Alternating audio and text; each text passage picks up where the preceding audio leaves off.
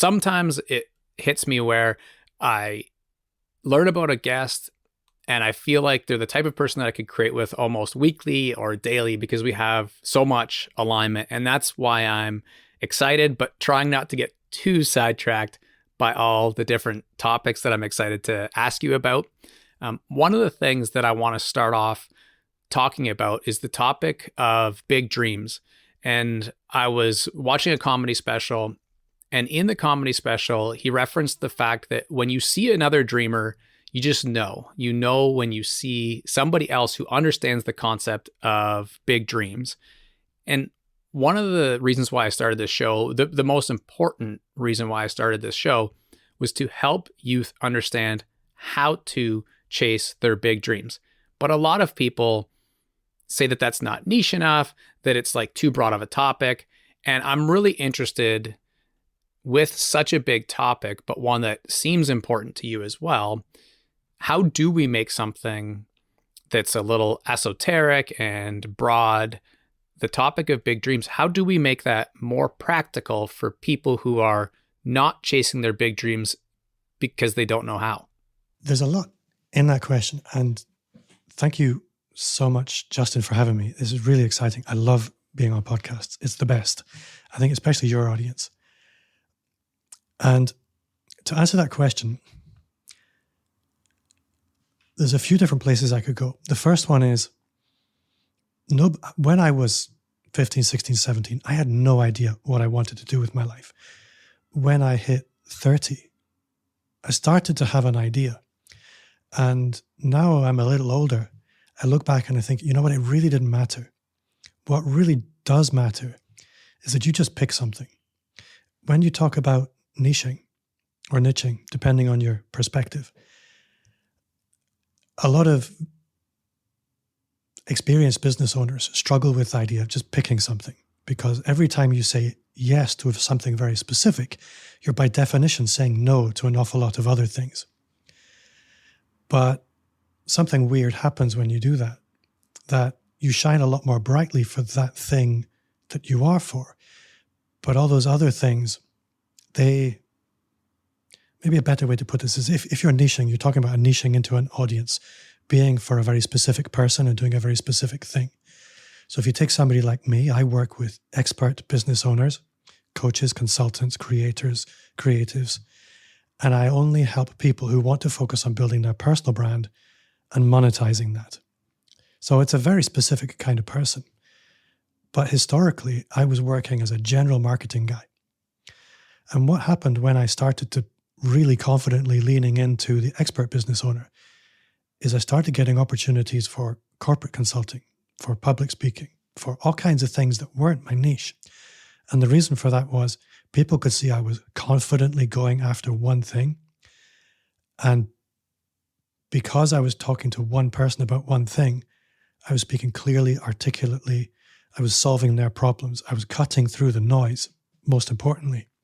So everybody else was thinking, whoa, what's happening over there? I want some of that too. They weren't listening to the detail. They were listening to the background noise. So that's one perspective. The other perspective, I'll come back to me as a kid. I didn't know what my big dream was. I had lots of little dreams. And a lot of those little dreams were kind of naughty. And I went after them and tested them and got feedback from that. And I evolved and I grew. And here's the important thing. Big ideas, big dreams take time. They don't happen quickly. People, they don't come into the world fully formed and complete.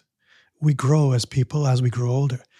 And I think if I am speaking to a young person now, what I'll tell you is you're not the person today you'll be in 10, 20 years. You'll be more courageous. You'll be more experienced. You'll be more confident. As a teenager, I was cripplingly shy. We would not have had this conversation with 16-year-old Bob. I didn't know anything. I had no technical knowledge about anything. I left school and I thought, I'm going to try to be a chef. Got fired in 6 months. Then I worked in tech support for a while. Then I did voluntary work for about 10 years. Then I found my thing.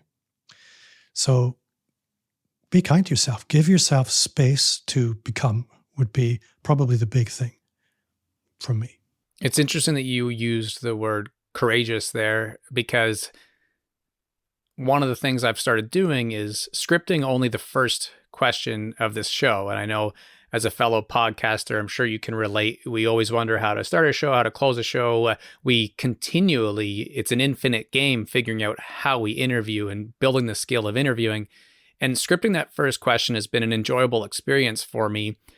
One of the other questions that I was thinking of asking was on that topic of bravery. So it's potentially synonymous, but when you say courageous, this is another topic. I've always loved when Seth Godin says that one of the main things that schools need to teach is bravery, and who's going to teach that.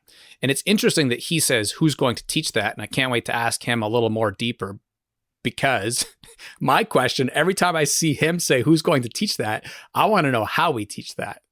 And what's your thought on how we teach bravery or courage, if that's synonymous? I have a very specific answer to that because I remember the moment this question really punched me in the face. I was in a mastermind group, and for the listener who doesn't necessarily know what a mastermind is, it's a bunch of peers come together to talk about what are their challenges and collaboratively work on solutions for each other. You can do that on a one-off, or you can do it regularly. But this was a one-off mastermind event. And I was really struggling with, I need to show up bigger on social media. I'm not a millennial. And for me, social media, being personally visible, things like selfies and YouTube videos, they were not natural. They were terrifying. And I'm sitting there thinking, I'm finding it really embarrassing to even admit that this is the case. And I'm almost in tears. And then I realized, hold on, Bob, what's going on here? Because what you probably don't know about me is I worked for 15 years in search and rescue. I'm really comfortable with very scary things. I'm happy to jump out of helicopters into the sea in the middle of the night. I don't give it a second's thought. But I was finding a selfie scary. So I thought, well, how do we train people to do scary things? How do we develop courage? And it's really simple. It's through a gradual process of desensitizing yourself to what you currently find not normal. Fear is simply the unknown. So if you can make the unknown known, it's not going to be scary anymore. Comfort zones are very elastic. So you stretch them, they kind of stay pushed out. In search and rescue, you don't jump straight into jumping out of helicopters or abseiling down cliffs in the middle of the night. You might go along on the job and stay in the van for the first few months. You're not going to go and recover a body, but you might be around when that's happening. And then gradually over time, what was terrifying and unusual gradually becomes routine. And so we can apply this to anything. We can apply this to imposter syndrome. We can apply this to fear of visibility on social media. We can apply it to comparison. Anything that triggers fear. And I would encourage anybody listening, but unless you're very, very mindful, you probably don't know the things that you're scared of. So make a little bit of a list, an audit of your fears. What triggers fear on a day-to-day basis? What ambitions trigger fear? What relationships trigger fear? What ideas trigger fear? Write them down, because what you'll probably find is every single one of those are the doorways through which you'll find opportunity. If you simply desensitize yourself over time, give yourself time. You're not going to change overnight, but give yourself time to desensitize through gradually approaching each of those things consistently and regularly. That's a fascinating and scary statement to me, all in the same, because I've had a lifelong fear of death. And to think about it in those terms, that fear is essentially the unknown, might lead us to believe that that makes sense, that we would have a fear of death, given that that's definitely a big unknown. And there's been different circumstances throughout my life that have kind of triggered that in a more intense fear. But even in the times that I've, let's say, gone to therapy or done a lot of self-learning and recovery and felt pretty good around it, there's always been that percentage of fear, which ultimately is maybe an unknown. When you say that leaning into that can lead to opportunity. What might be an example of that? I think the fear of death is one you maybe don't want to lean in too hard, because that could trigger all kinds of adventurism. But a lot of people are scared of things like public speaking, or they're scared of asking for help. They're scared of vulnerability. They're scared of success a lot of the time. What happens if this works? I'm going to have to show up differently in the world. There's all kinds of things that we might be scared of that are holding us back. I'll tell you something, I've worked with business owners my whole life. That's pretty much, my whole career, I'll put it that way. And one of the things I've found is that the most successful people are never the smartest. The most successful are the people who took the chances. And sometimes they didn't take big chances. They just slogged it out day after day, doing things that were uncomfortable, making sales calls. You would be astonished. You might not. But in the work that I do with clients, there's almost always this instinctive urge to try and market their way to sales instead of actually doing some selling. They think if people just knew about me, if they just understood the magic that I am, they would come and buy from me. Well, no, not unless you're running webinars or actually promoting yourself or actually making offers. These are the things that are uncomfortable until you become accustomed to doing them and find a way that makes them work for you in a way that you find doing them that you enjoy.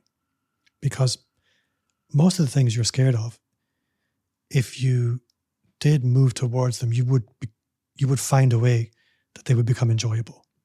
Because, I'm rambling a little bit now, but I think you know what I mean. I do. And specifically around that idea of the fear of success, I feel like the fear of public speaking or going on social media like you shared, or podcasting, something you said you wouldn't have done a while back, is pretty straightforward for people to understand. But I can picture people on a walk or driving in their car and they hear that idea of the fear of success and might be kind of surprised or shocked by it. Maybe even they struggle with that and they don't even know because it's in their subconscious. But I would love to talk about that a little bit more in terms of what you mean, the fear of success. I did a little bit of a study of all my podcast guests, and in the time that I've been doing the podcast, which is, I don't know, it's maybe similar to you, 4 or 5 years, something like that. I've interviewed a lot of very successful people. And one of the things that becomes apparent through conversations is that the person they are today, very successful, very competent, very confident, articulate, that's not who they were when they began the journey. They were a very different person. And I just imagine if I were to parachute myself into any multi-million-dollar business or billion-dollar business, think, okay, Bob, you've got to run that today. I would trash that business overnight because I'm not equipped to do that. And I think the fear of being successful means that you have to start doing things you weren't doing before. So you might be a great technician. Let's say you're a great photographer and you build a fantastic photography business and you're overwhelmed with the amount of work you've got to do. Now you've got to hire people. You've got to manage people. You didn't build that business because you love managing people. You're scared of managing people. So unconsciously, that's going to put you off doing an awful lot of the things that might get you to where you need to go. So that's kind of where I'm coming from. I think similarly, there's a social aspect to this as well. That my success barometer might be set at 50 degrees. And a lot of the time when we start to see success going above that temperature, there's almost like an unconscious thermostat that just pulls us back. And there's all kinds of psychology around that I honestly don't understand, but I know it's there. And I think a lot of that's driven by the fear of, well, if that continues to stay at that temperature, I have to operate at that temperature. And that's uncomfortable. There's another side to this as well, which I think does trigger a lot of fear. You'll have heard this idea of your income rises to the level of the 5 people you spend most time with. And that sounds great. From a theoretical perspective, if I want to make more money, I need to spend time with fancier people. And yeah, that's how it's presented to us. But what it also means is that our ambition will rise to the level of the people we spend most time with. Our competence, our confidence, our creativity, our expectations of ourselves. And that, by definition, will mean that we're probably going to be in uncomfortable territory again, because those are people who are operating at a level that we're unaccustomed to. They expect more from themselves. And comfort zones are comfort zones. We like to be lazy as people. And it's okay to be lazy all the time, but if you're lazy all the time, you get what lazy people get. It's, for me, I think that discomfort, that territory of being discomfort, is a place where you need to breathe into on a regular basis. It's not a place to stay, but it's not a place to avoid. And that's my perspective on that.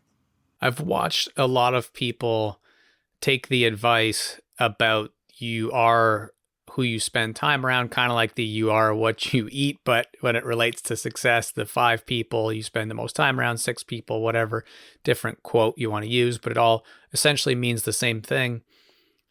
And it's been very interesting to see some people who cut some of their best friends and family out of their life, or they start going to join masterminds like you referenced earlier, and feel like they need to make this 180 identity shift. And that's something that I feel like maybe some people have to do it that way because they can't play in both worlds. But that's something that I've always struggled with, because let's say my brothers weren't interested in entrepreneurship and like going to the gym and these things. I feel like them or other friends that I genuinely enjoy other parts of their character, it's important to recognize that we can still connect with people who maybe they aren't as interested in that. And I think Gary Vee does a good job of kind of circling back sometimes and talking about that, how some of his closest friends work kind of a regular 9 to 5. They watch a lot of Netflix. They enjoy watching sports. They play recreational sports events. They get a lot of sleep. They don't have to worry about employees. And they really, really genuinely enjoy life. And maybe that actually brings us full circle too to some of the fears that people have around success. But when you are referencing that idea that we are who we spend time around,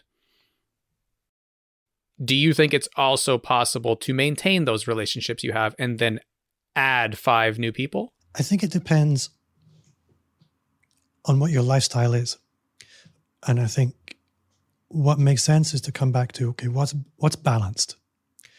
So if you're somebody who likes to go and spend every night in bars, you're going to struggle to operate at the level that people who don't do that operate at. And you're probably going to find it difficult to introduce new relationships in any depth into your life. So for me, it's about having a balanced lifestyle, spending time with those historic legacy relationships that bring you value. If they're not bringing value, then a lot of the time, and value comes in many ways. It's not all about the big inspiring things. It's just maybe this person really keeps you rooted.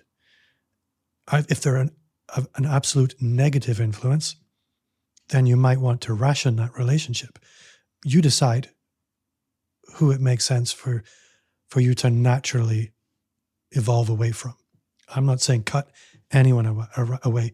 For me, it's about balance.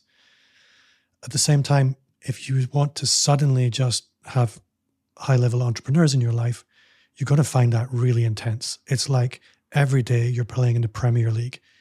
That's, unless you've been doing that your whole life, you're going to struggle with it. So balance in all things is my approach. Yeah, that might be a good word to summarize much of what we've talked about already. And you said that I wouldn't know about, possibly know about some of the background that you have in search and rescue and stuff. I didn't know the specific details, but I did know that you were part of military reserves and that was work that you did. I think given the nature of this show and that when people have guest speakers come in, if that was one of the job titles that people could select from, I'm sure a lot of people would be really interested in hearing more about that.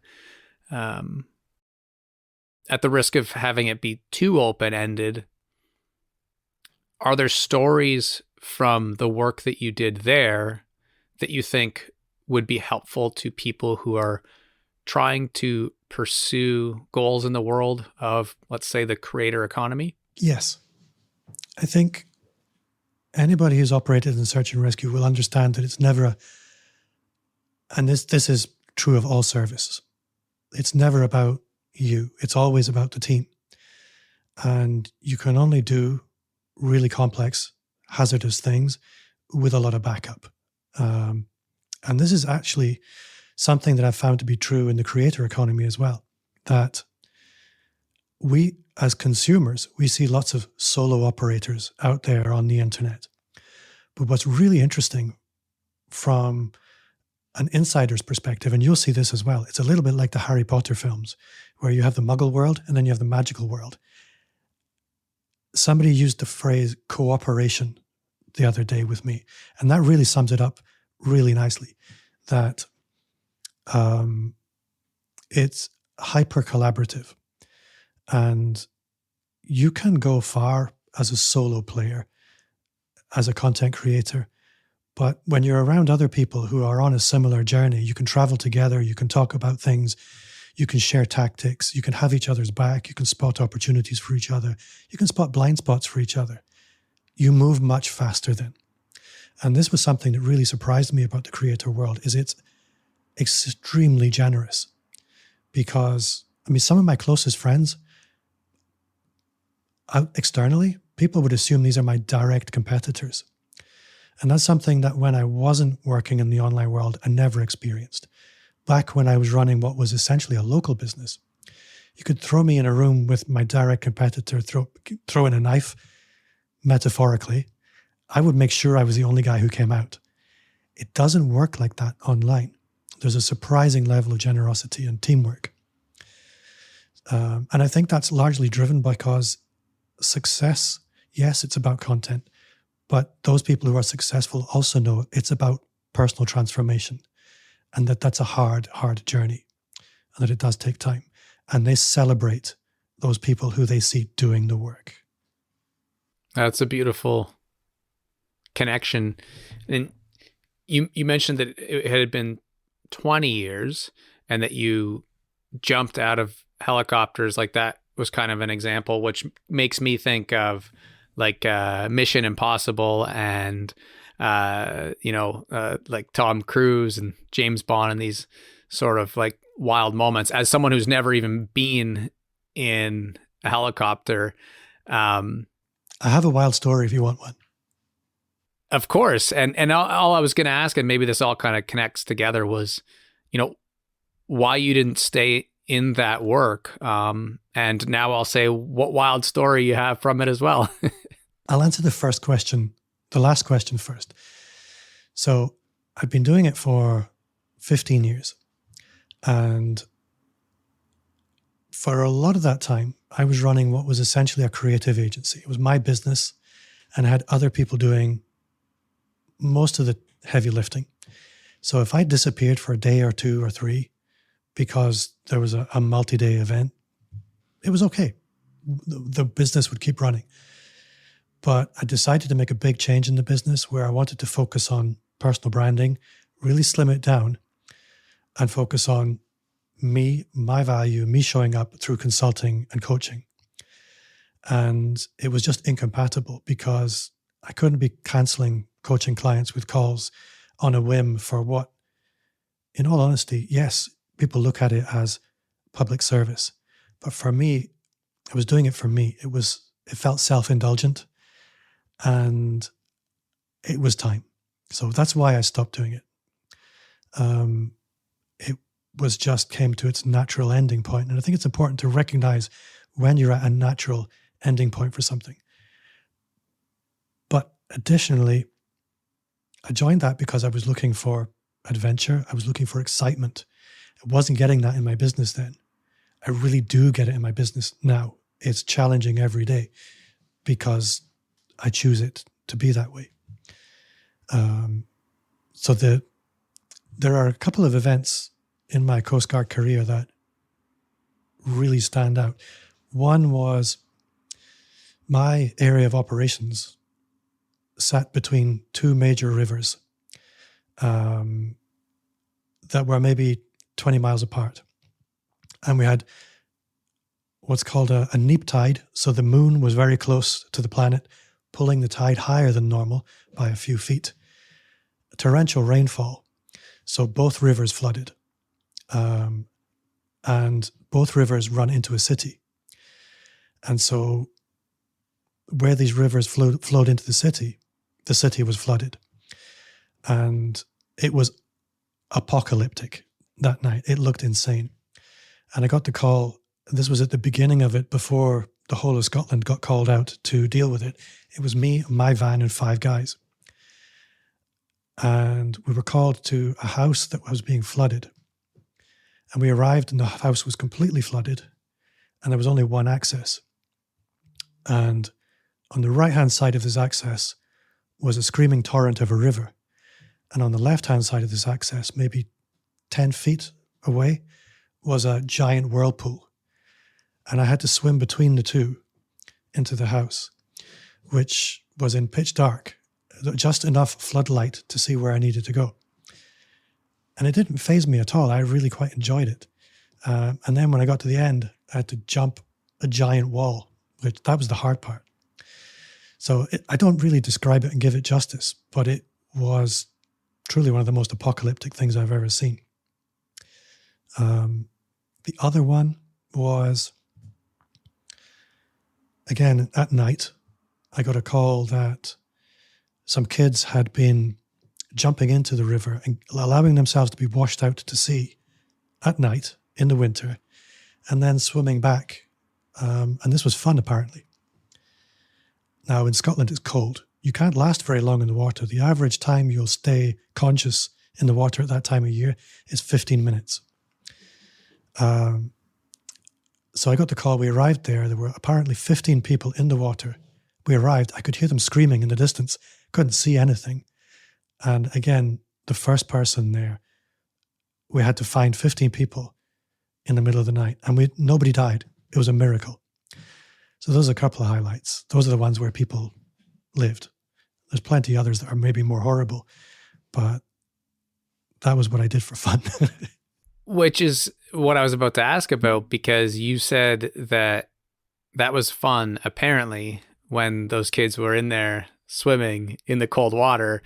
Is that something that you think at their age you would have found fun too? No, I had better ways of having fun. I say it was fun. It was obviously it was never fun in the moment. It was exhilarating. It was exciting, but it was scary. So many things could have gone wrong. It could have ended sadly. It's always very pleasing when they don't. And that's when for me, it's a fond memory because it had a good outcome. There are lots that didn't. They're the ones that I think that was not a good night. That was a good night because everything went well. And that's why you do the job. Yeah, it's pretty special. And you mentioned having a natural ending point to it and then being able to now find that same enjoy and thrill, excitement, exhilaration in the work you're doing because you choose to do so. How does one choose to add that to their work? Well, you talked about challenging yourself through the podcast. I remember the day I started my podcast. The feeling that I had after that interview was very similar to the feeling I have after having spent a day on a roller coaster. I was wiped. I thought that was incredible. That was terrifying, but I got through it. And just constantly finding ways to test my comfort zone. It's at a different level, obviously. There's no physical danger, but things can still go wrong. You can still feel like an idiot. Again, one of the things I'll say, and this for me is a really important takeaway for anybody, settling is a choice. Stopping personal growth is a choice. And I choose not to do that. It's very easy to say, you know what, I don't have to be uncomfortable. And nobody listening has to be uncomfortable. But everything worth having is on the other side of a door with labeled uncomfortable. You don't have to stay in that room, but if you regularly go in, you can have what's in there. And it's awesome. I left school with virtually no qualifications. I left school at 16. I earn more than, as an airline pilot, a doctor at a high level, most politicians. I have no right to be earning what I earn. I earn what I earn because I became comfortable with being uncomfortable, and I continue working at it. Anybody can do that. I have zero qualifications. I would never tell my clients how unqualified I am. But because I built a level of experience through being uncomfortable, that experience has become valuable. That's so well put. I feel like we can't put a price on the experience and the I was about to say knowledge, but it's deeper than that. It's like intuition, and experience doesn't do it justice either. But the personal brand that we become, we really can't put a price on those. And one of the things that I love about that topic too is that it's infinitely scalable, and I suppose it could go backwards, but it's probably not going to go backwards. One of the topics that this all kind of converges on too, a lot of the last few things that you've shared has made me think about, I was thinking of doing a YouTube video if I have time to add something else to my plate, but it was on the topic of why so many creators are posting, big creators, Ali Abdaal, Matt Diavella, Audrey Ember. Like I've seen at least 3 in the last couple weeks post basically, for lack of a better term, burnout videos. Videos as to why they are reducing the amount of employees they have, why they're taking back some of their personal brand interests and ownership over their creative, and canceling upload schedules to be a little more random again, and all the things that they enjoyed when they first got into the creator world. And when you share about podcasting or creating or leaning into some of the things that were less natural for you, being exciting, like going to work in rescue, I can completely relate because I played American tackle football in college. And for me, I often say when we get into the mental health topics that was like my version of self-harm, because I've got 11 people who have been training all year to try and kill me, and they're chasing me and I'm running right at them. And that feeling of survival is very real in that moment. And I hadn't really felt that excitement that you feel on game day until I started podcasting as well. And I'll often tell people that I can't really describe it, but it feels the same. And I felt that before we came on air here. You know, I was kind of bouncing on my way into the office, like kind of excited for this and getting up for game day, so to speak. And then afterwards, because I'm more introverted than extroverted, I'll be exhausted by it. And I say all this to ask, how do you think about that topic of burnout? Like, You mentioned a roller coaster. I'd like to add that too. You mentioned the idea of being on a roller coaster. It can't be healthy probably to go on a roller coaster every day or multiple times a day. And a lot of times I want to create more podcast episodes, but then I try and balance that with like, is this worth it? Because it is draining as well. And so I'm just curious, because I know that a lot of your personal brand work is in the world of being introverted. Burnout's going to be a huge topic for a lot of people in 2024. So how do you feel about that? I come to this from a perspective of what sparks joy. I think that's not me saying what sparks joy. I think Marie Kondo, she wrote a book about decluttering. I can't remember exactly what it was called, but essentially it's the whole philosophy sums up: if it doesn't spark joy, let it go. And as a content creator, I think that should be the north. If it's not sparking joy, you're going the wrong direction. Find a new direction.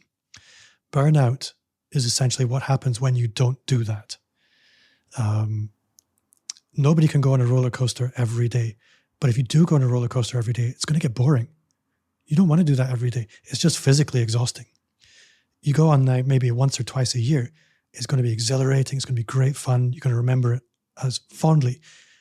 But if you do it every day, it's going to become work. So it comes down to balance for me. I did think about my podcast thinking, you know what?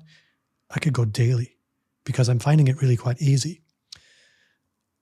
But I look at it and I think, well, what else could I do with that time if I didn't go daily? If I maybe focused on doing client work better, really? Maybe focused on YouTube content or making my social media a little better, or maybe writing a book, something that's going to level things up.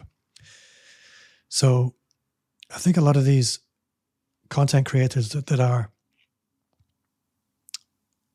talking about burnout is something that people will say sometimes when they're maybe not articulate or self-aware enough to see what it really is. Because burnout is a very broad topic, a very broad brush that you can paint just about anything with, saying, I can't keep doing this. I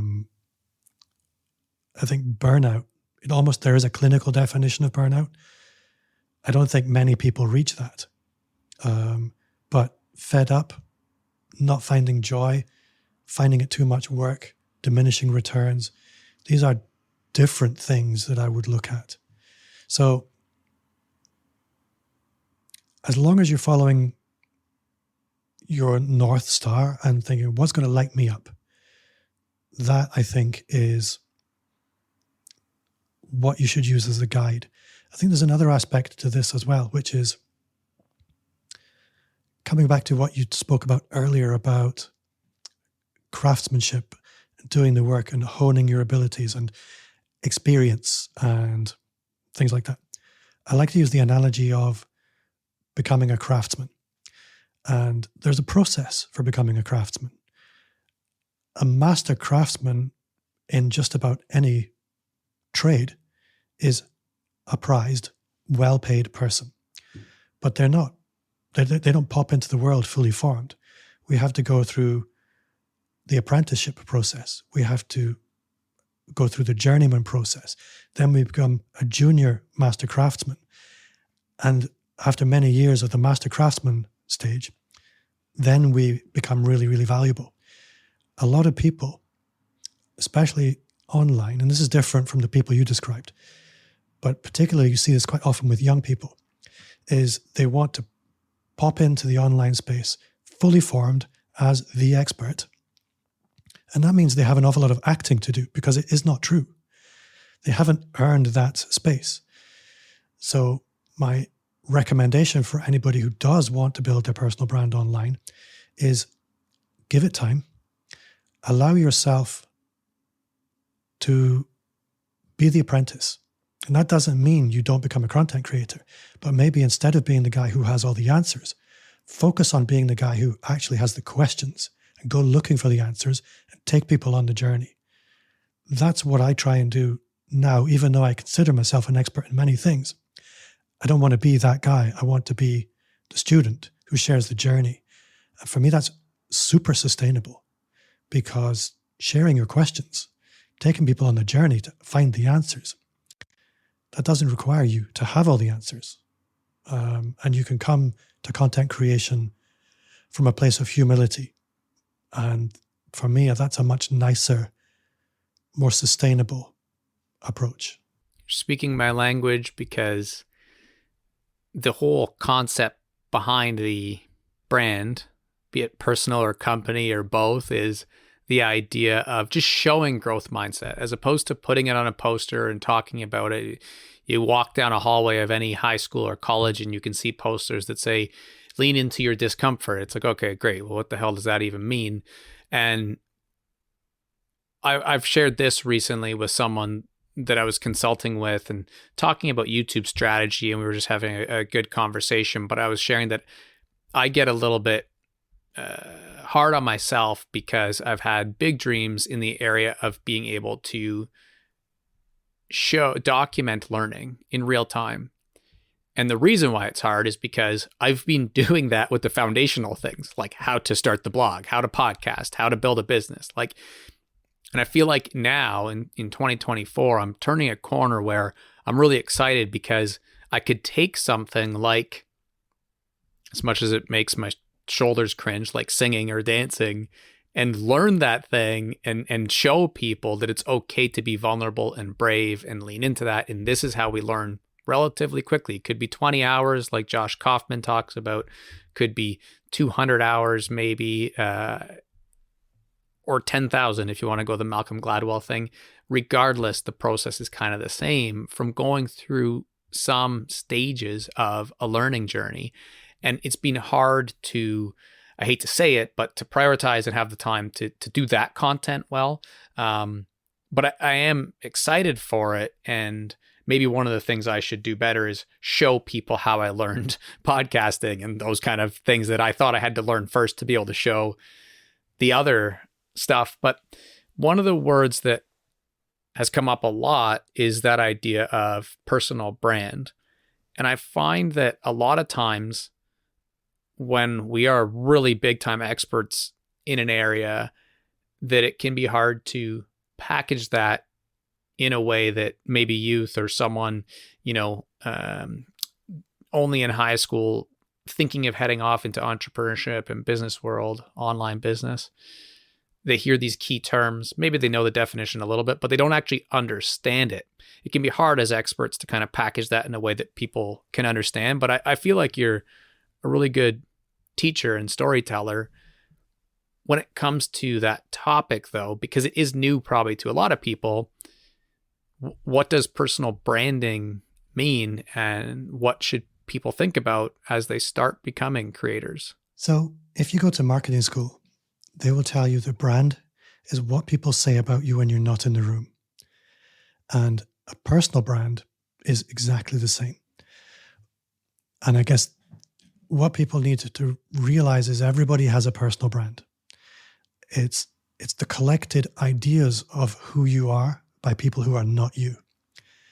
In my work, it's about honing and amplifying that personal brand. So you're trying to move from being accidental to being intentional about how you cultivate what people think about you and scale that up. So we talked about content marketing quite a lot. Content marketing is shaping what people think about you at scale. Now, a lot of the time we build our personal brands in day-to-day life by accident. So it's what people know about us because of just who we've stumbled upon becoming. When you're more intentional about it, we try and align that personal brand with some business goals. And we maybe try and emphasize some specific qualities in order that we can align those qualities with our personal goals. Now, psychologically, what's happening here through the content and the content marketing is I spoke about a brand being what people say about you when you're not in the room, but that doesn't have to be to somebody else. That can be, how do I trigger your self-talk? How do I make you talk to yourself?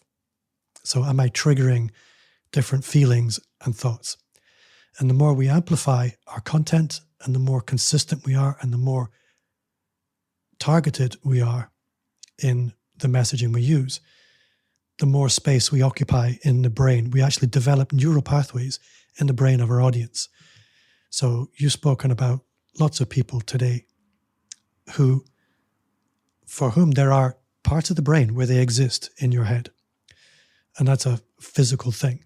So the more we can light up the neural pathways in somebody's brain, the more we're going to trigger the self-talk, the more when they think about certain things, they're immediately going to think about us. So that's how we scale up a personal brand. So if I say smart passive income, you're immediately going to think Pat Flynn, because I know you know who Pat Flynn is. Many people don't, but you have been exposed to his brand repeatedly. So he has neural pathways in your brain that are branded in. They're his. So that's what content marketing is for. I think when it comes to personal branding, The real trick is to be a little bit more three-dimensional.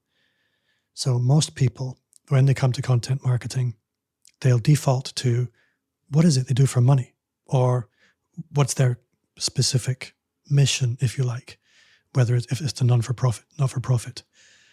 But if you take any, I'll say celebrity, the reason they sit front of mind is because they exist in 3D in your head. They don't just talk about the movies they're in or the music videos, but there's other things going on in their life that you're exposed to. And that's something they do quite intentionally, so they can occupy different parts of your brain. So there's the family life part of their brain. There's the vacation part of your brain. There's the what they drive part of the brain. So we can expand our personal brands into areas that aren't necessarily business.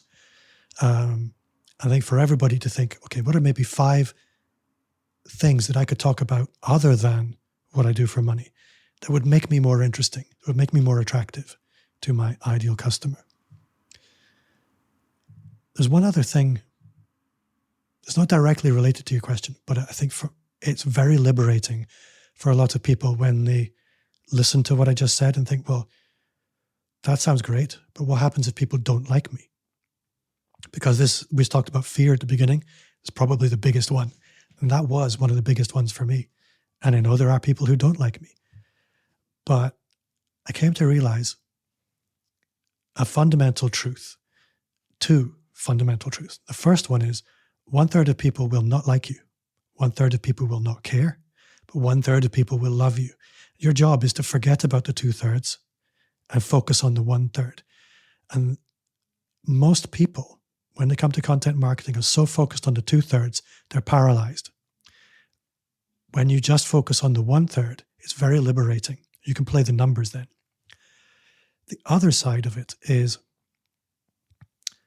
attraction, or magnetism, if you like, is a universal principle. And magnetism has 2 poles. There's attraction and then there's repulsion. It's the E equals MC squared. For every action, there's an equal and opposite reaction. So if you want a really strong force of attraction, you have to celebrate that you're going to have to push others away quite powerfully. And when I got that, I got really excited, because what that meant, both of those things combined, if I just bet on myself, don't try and pretend to be anybody, I will attract people who like me for me, who come to me for the reasons that I like being me, the people that I like to serve. Everything got easier. So the first answer to your first question was, that's my definition of personal branding. The second question was, this is how to lean into it and be okay with it. I know at least on 2 occasions I've probably wrote like a Twitter/LinkedIn thread and maybe a blog post over the years on the idea that people struggle with hate, but that it's scaling up is a good sign, because it's going to be proportionate to the love that scales as well. And so that's maybe another way of putting that in order for one to grow, you're going to see signs of the other growth as well. So unless you're able to handle that, then you're not going to be able to grow overall either. Everything will be limited.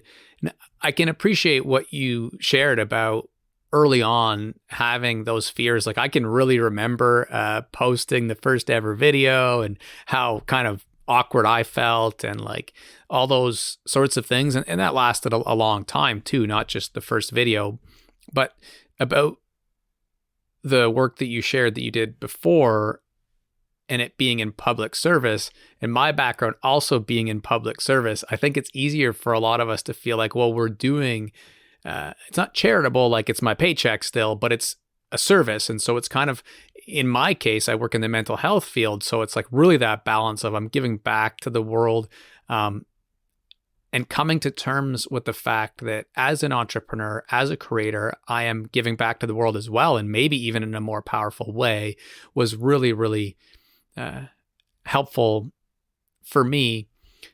When I know in your bio, one of the things that you have is the appreciation for nerds, introverts, and outliers. And I've mentioned the idea of being introverted a little bit.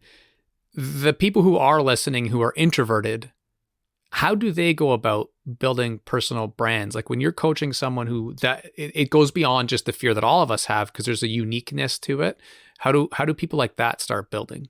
I think what's interesting is if you watch most content creators on something like YouTube, what you see is somebody who's articulately talking to the camera, and you're consuming it. And it looks very outgoing. It looks, I'll say, flamboyant. But the truth is, it's a guy in a room talking to a camera on his own. So it's possibly the most introverted form of, he's not standing on a stage in front of thousands of people. He's not even having a conversation with another human being a lot of the time. So there's that. Another aspect of this is, I remember when I did my first YouTube video. My YouTube sucks. I'm trying very hard to get better at it. But I remember I thought, well, I'm going to create this video, but then I'm going to post it in social media and everybody's going to laugh. And I thought, hold on. What if I don't post it to social media? What's YouTube going to do? YouTube's going to go and find people who like this video that I will never have met, that have no fixed opinion about me. I thought, yeah, I can handle that. So I posted that video on YouTube. I didn't post it on LinkedIn or Facebook, and I got some comments and it was all right. So there's that. If it's a podcast, it's just you having a chat with somebody. It's very easygoing. Most introverts are great one-to-one. It's a superpower. So lean into that. I think we automatically assume public visibility with extrovertism. It just isn't so. I think there was another aspect that I was going to say to this, which is, I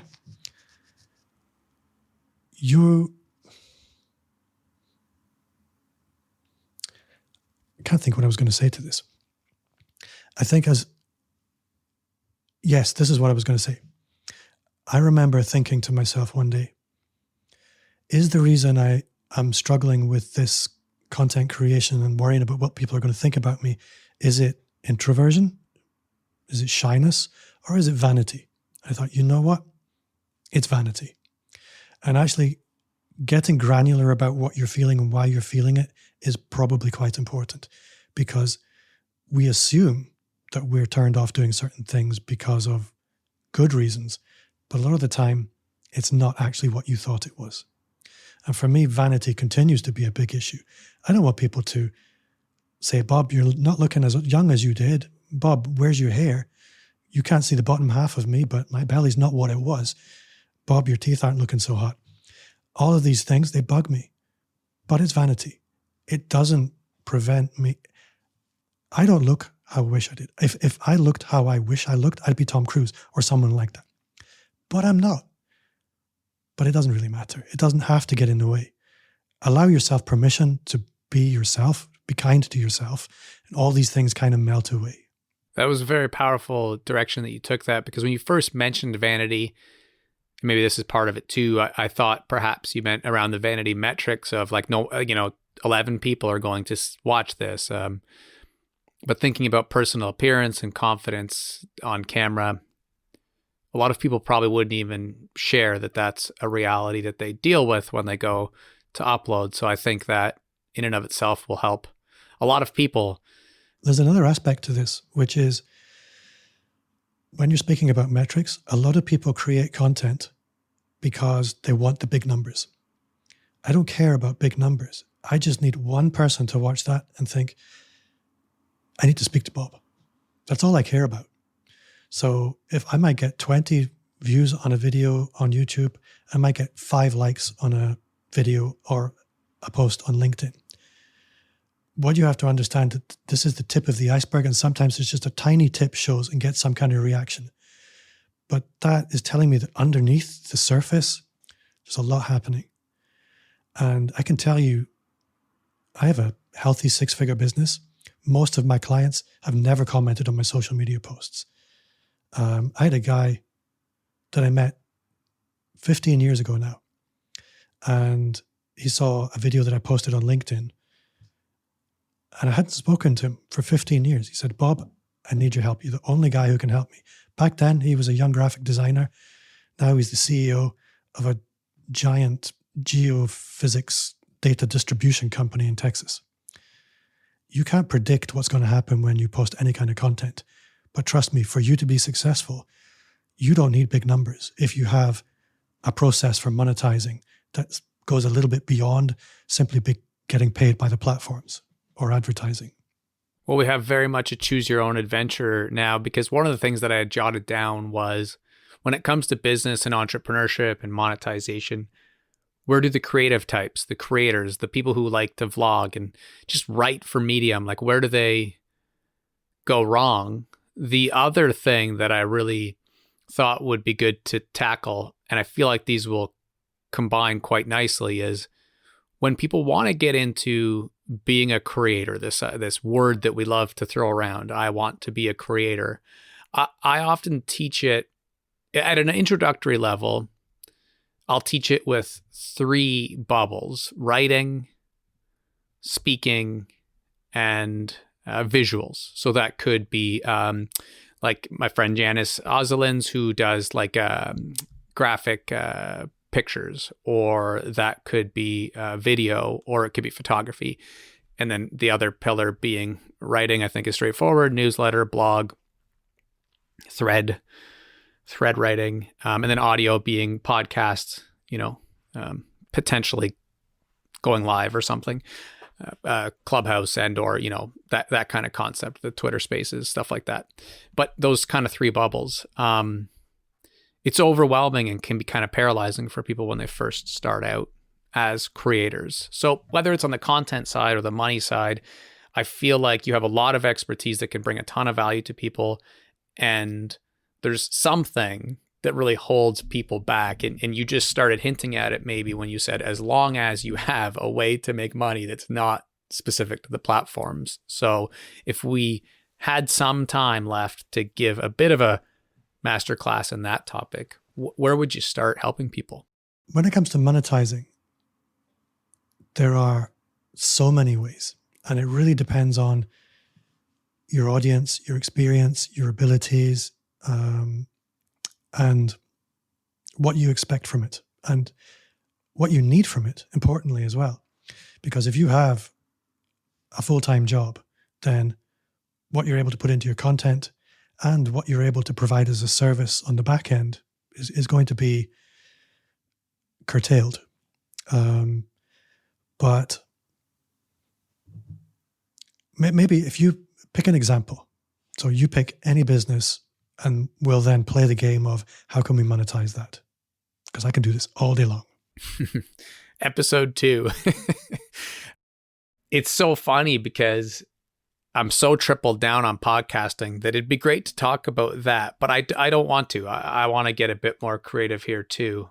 I think an important operational definition for people is when you say pick any business, and this goes back to that experts being able to package things for beginners. Are we picking a content-driven, like content pillar, like podcast or newsletter, or are we picking the offer first? I would always come back to what lights you up, because what lights you up is what you will invest in becoming the best at. And you'll probably find over time that has a few pivots along the way. But if you're following that North Star, you're not going to hit any dead ends, because you don't want to start a business and then think, you know what, this sucks. I need to go a completely different direction. So let's say you were somebody who liked writing teenage romance novels, or even just teenage romance essays. Doesn't matter. But there's lots of ways you can roll this through content. So you could say the tools that I use for writing, how I develop characters. There's a lot that I could extrapolate in terms of content pillars for that. But then alongside that, it could be the Teenage Romance Writers Club. It could be workshops. It could be book marketing consulting. As your experience grows, your ability to monetize grows, because you monetize your experience as you go. Alongside that, you might find people like Scrivener or the other big online writing platform will sponsor you.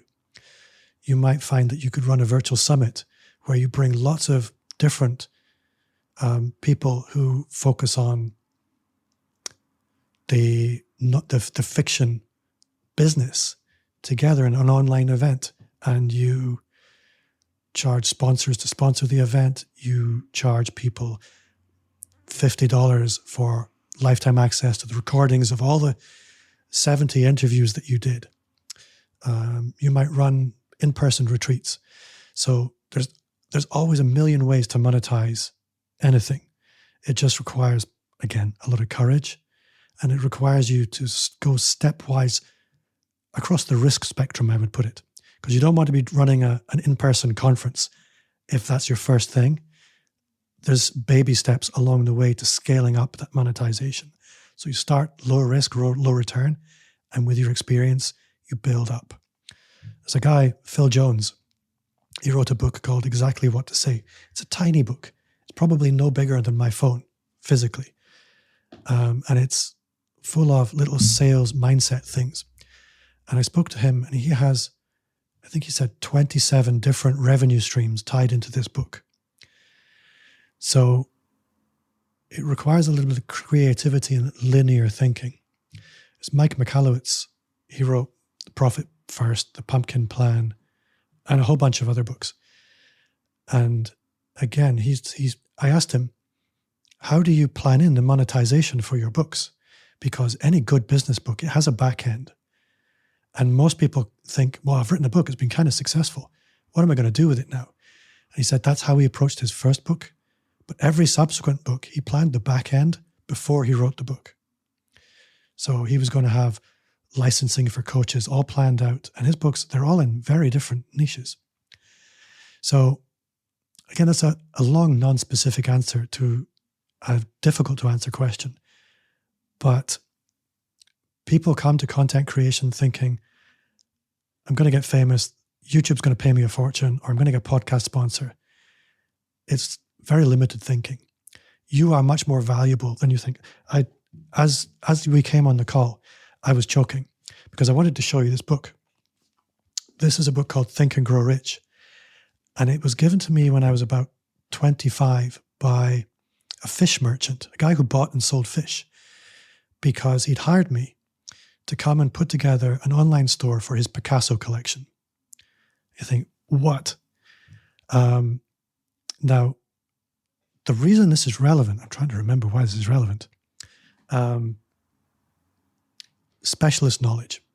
One of the pillars in this book is if you want to have what other people can't have, you need to learn to become valuable. And value comes through experience. And if I was speaking to anybody at the early stage of their career right now, I would be thinking, I would want them to understand, give yourself time to build experience and build your value, but be intentional with that. But understand that at the time, where you are right now, it's going to feel like a drop in a bucket. But that's how buckets get filled. Give yourself the time to fill the bucket. If you look how any artist builds a wonderful sculpture, and you are a wonderful sculpture, they'll start with sketches. They'll start with some mud on the wall. They'll walk away. They'll come back. It'll evolve over time. Big works of art need space and they need time. So give yourself space and time to become. That's probably the most important thing. And alongside that, be intentional, but give yourself permission to pivot along the way. There are few books, I think, that have the staying power of Think and Grow Rich, or that come up often in these circles. And it's funny because I have it right behind me as well. And I think that happens about 50% of the time that I do podcast episodes. So definitely something people should check out if they haven't already.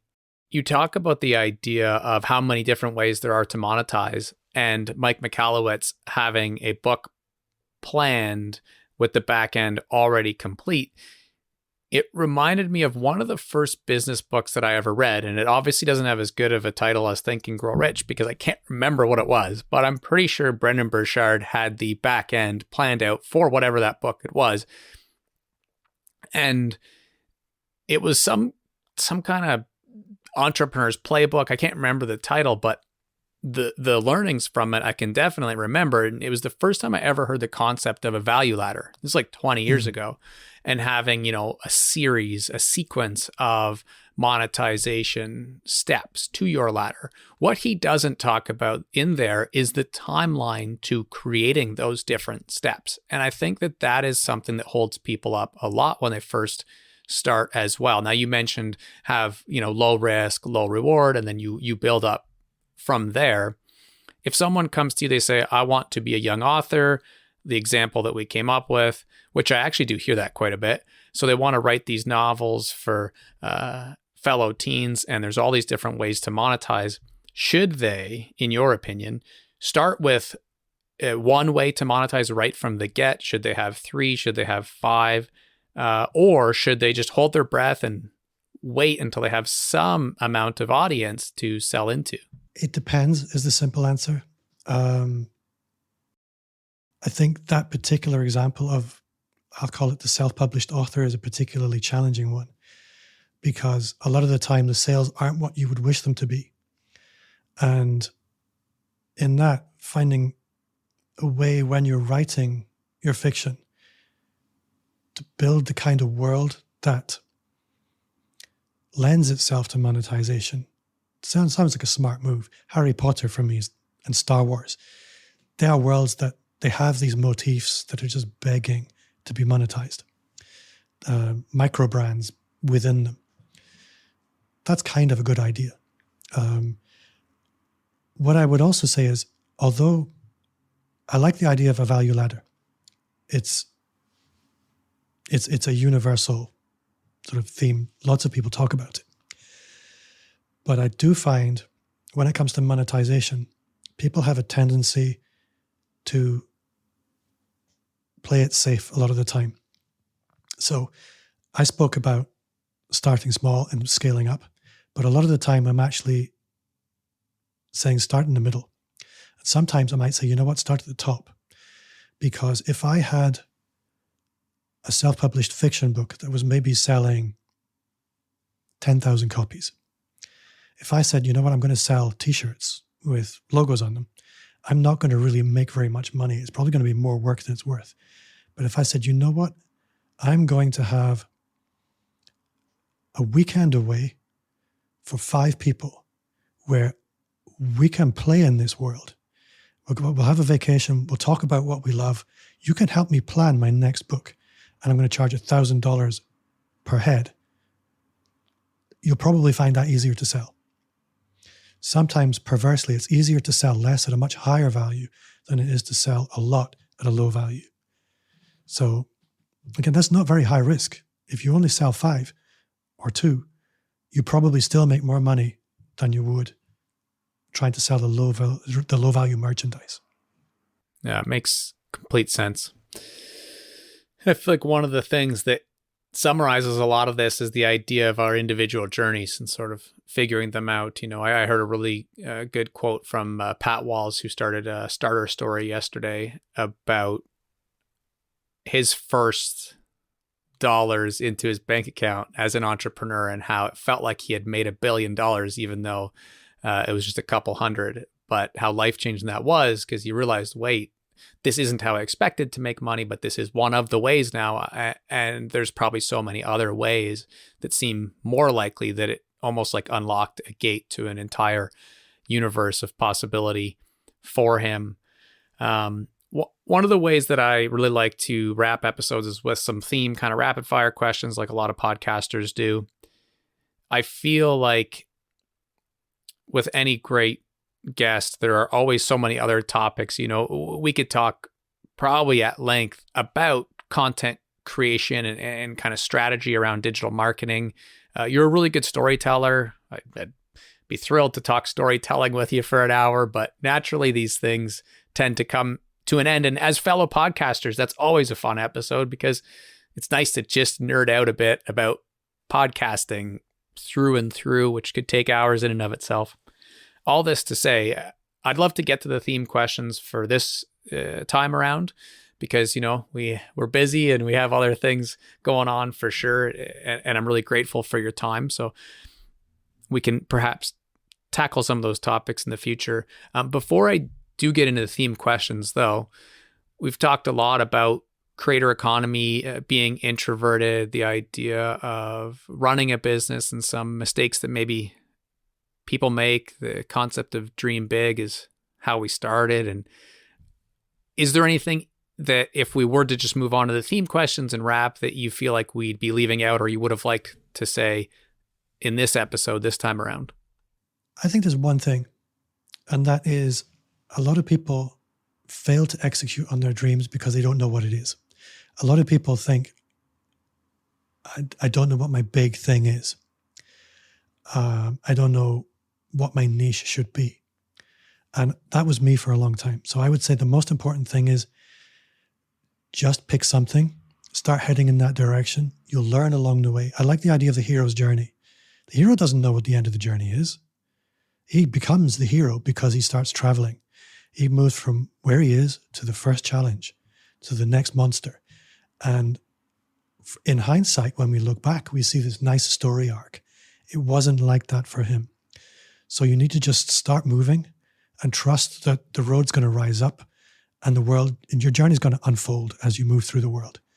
So if you don't know what your big thing is, just start moving anyway. You'll meet it on the road. That would be the most, I could speak about that all day long. Which hopefully we will. We'll do, like I said, we got to run this back in the future. But as you're saying that, it's bringing up a lot of my wandering around in the early years of online business. And about 45 years ago, I took a workshop from Stu McLaren, who teaches a lot about memberships and building memberships. And in there was a Facebook group that we were able to share our ideas with others about. And going back, like we talked about when we were first starting out, to this time where I didn't have confidence and I didn't understand the importance of repelling some people. I wanted everyone to love every idea I had. And we were all sharing our concepts for memberships, and people would say, like, I'm going to help stay-at-home moms learn to do simple pottery at home, or I'm going to make gift boxes for dads who have a man cave and like golf, and very niche things. And then I would post, I'm going to help people get clarity on what their big dream is. And like, I would get 99 out of 100 people saying, like, don't do it. It's too broad. And it's funny because this is kind of how we started the whole conversation. And I would write things back like, how to achieve the big dream is easy. People struggle with figuring out what they want to do. That's what I want to help people with. And when you mentioned earlier what lights you up, that's what lights me up. Mind mapping with people and figuring out what the heck they want to do. Because I watch them try to figure it out themselves for 5, 10, 15 years. Maybe they never figure it out by the time they die. Turning that into a membership did prove to be very difficult with no audience. I think I helped 4 people. And like you said earlier, if you help one, that's really impactful. But I really, really appreciate that you went there with that, because I do feel like that is what a lot of people struggle with. And I don't know the episode number, but when Marcia Wieder came on this show, and she's someone who sat on Oprah's couch twice, she said, don't give up on that concept because you're not wrong. I don't think she said that on air. I think she said it afterwards. And it really meant a lot because her whole brand was helping people learn to dream big. I think that the way I like to look at it is, it's almost like there's a unicorn in the forest at night. You can hardly see it. You don't know if that unicorn is the big dream, but you know it's the unicorn, so you follow it. And the following the unicorn, that's the point. I think that the point of life, from my perspective, is not achieving the big dream, but it's the journey. If you actually achieve it, fantastic, but it's what you'll learn and what you'll become along the way. That's the point. And you won't end up where you intended to be. That's not the point. One thing I can tell you with certainty is every really successful business owner or happy person that I know now never intended to be where they are now. That was just I wouldn't say an accident of the journey, but it's what happens when you travel, is you end up places you didn't expect. But people grow when they travel. That's just how it works. And the people who stay at home, they don't grow. They might get incredibly lucky and win the lottery. But again, that's a different kind of unicorn. Sorry, I'm rambling again. No, it's a terrific mic drop moment. It really is. So I'd love to, with that, move on to the theme questions. We'll rapid fire them, and then universe willing, we'll be back to do another episode in the future. But the first question is always, what's one thing that you yourself are learning right now? Everything would be the simple answer. In practical terms, I got a fishing rod for Christmas. And I think I was a bit inspired. I had Pat Flynn on my podcast. And if you're a listener and you know who Pat Flynn is, he's probably one of my biggest heroes. And he said that he had a fishing rod. And when I listened to him talking about what it gives him, I thought, you know what? I could do with some of that. So I got a fishing rod. So I'm going to have to learn to fish. That's awesome. I'm sure you'll find some great YouTube channels en route to doing that. I just learned all about... I have a friend who has a YouTube channel. There you go. You're already set Aaron's up. Angling. If you're looking for a fishing YouTube channel, Aaron's Angling. It's awesome. He has a great story as well. The creator economy is incredible. But this is rapid fire. Yeah, it is. I don't want to go on too long, but I do want to name drop quickly as well, because Victoria Rachel is someone she's only 22. It seems like she's been creating probably 12 years, specifically in helping people with hamsters. And we got into getting a hamster for our kiddos over the holiday break. And because of her YouTube channel, it was a very successful decision. That's a really good idea. Yeah, it's awesome. So one piece of advice, it's so hard to pick one. There's all these great books I'm sure you've read. You've probably come up with kind of frameworks yourself. But if you were to leave one piece of advice for the next generation, for your family, if you were to leave one piece of advice for the next generation, what would it be? I think I mentioned it earlier. I think it's 1/3 of people will not like you, 1/3 of people won't care, but 1/3 of people will love you. Focus on those people, bet on those people, and give yourself permission to bet on yourself for those people, because they need you.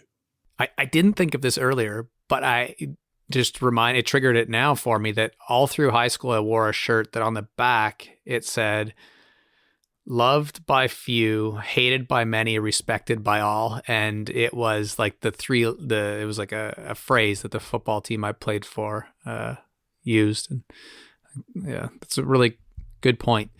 And so if you were to ask me a question as a podcaster, you're used to having a line of questioning, whether it's on these topics or something else that you're interested in. Who knows when the next time we'll chat is. But if you were to ask me a question, what would it be? I think it would be the question I ask at the end of my podcast, which is, what's one thing you do now that you wish you'd started 5 years ago? Which normally I warn my guests, that's what the question is. You didn't get a warning. I always share that I love being put on the spot. It's one thing that's a weird thing. Maybe it comes from the sports background, having to sit at answering journalists' questions, but I don't mind it. Like, I can always find some way to answer. It may not be what I would have said upon reflection in 20 minutes from now. I might snap my fingers and be like, damn, I should have said this, but that's okay, because I can, always change my thoughts later or what have you.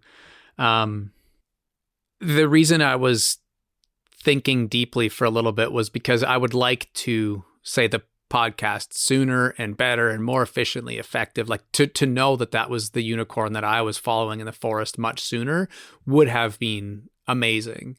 And to get ahead of everybody else, that sounds like it's a competitive thing. I don't mean that. I mean that I felt like I did want to do it ever since listening to, you brought up Pat Flynn, but Art of Manliness, Tim Ferriss, I've been listening to those people for 15 years. And I knew that that's something that I kind of wanted to do, but I didn't have the confidence that I could do it myself. And so actually realizing 10 years ago, for that matter, hey, I can do this too. And then again, I don't like using the word saturated because I don't believe there's any industry that's truly saturated. You could get into music today if you wanted to. But you know what I'm saying? Like to be there a bit earlier would certainly be nice, but to not use just a cop-out obvious answer, I'll say that I've been following Julia Cameron's Artist's Way work a lot more in the last few months and trying to make sure that I'm not giving up too much of my creativity as I continue to pursue the business side of building out a podcast and being an online writer and creating content. And so I've been doing morning pages. I used to think that morning pages were a waste of time because they weren't productive, right? I was like a productivity junkie where like if I'm spending 20 minutes writing on a morning page, I'm wasting 20 minutes that could have been a blog post or it could have been a podcast episode. Once I actually read her book, I realized a lot more of the psychology and the philosophy behind why morning pages actually increase our productivity and increase our creativity. And I do have to say that it's kind of all it's cracked up to be, that it really does help you rest by doing that brain dump in a journal every morning. And I would have started doing that 5 years ago instead. Yeah. That's a really good answer. Thank you. It's nice when you ask questions that don't have any wrong answers. But that would be mean. That's a quiz. Yes, that's school, which we can talk about another time too. So why and where people might go to find your work if they want to support what you're up to or learn more about what you do? Well, you can find me at Bob Gentle on pretty much every social media platform I can think of, even TikTok. But I'm kind of vague there. If my website is amplifyme.agency, and if anyone wants to email me, it's bob@amplifyme.agency. I will talk to anyone. I'm not that big that I have a team. My email comes to me and I do read it. Not that big yet, or maybe you'll have to make a decision to keep it small anyways. I don't really need a big team. I do one thing for one person. It doesn't have an awful lot of moving parts, so I don't need a big team. I have a podcast editor. I have a couple of people who help me with bits and pieces, and my wife, who looks after the money. That's pretty much it. It's awesome. Sounds like a great team, the perfect size team. Well, I appreciate you taking the time to do this. It really means a lot. We're so busy in the creator space, especially when, we are family oriented and we have a lot of things going on. So for you to take, 90 minutes out of your day and do this, it really does mean a lot. Appreciate it. It is my pleasure. And I'm really grateful for the opportunity. I have enjoyed this podcast interview more than most. I think you did a really good job. And I think a lot of the time I'm talking to a very entrepreneurial audience. And I think this was a more important conversation and I really enjoyed it. So thanks for that. Thank you. I'll try not to add too much in response there because I think you hit the nail on the head, but we'll save that for another time. I appreciate you. Thanks. Thank you.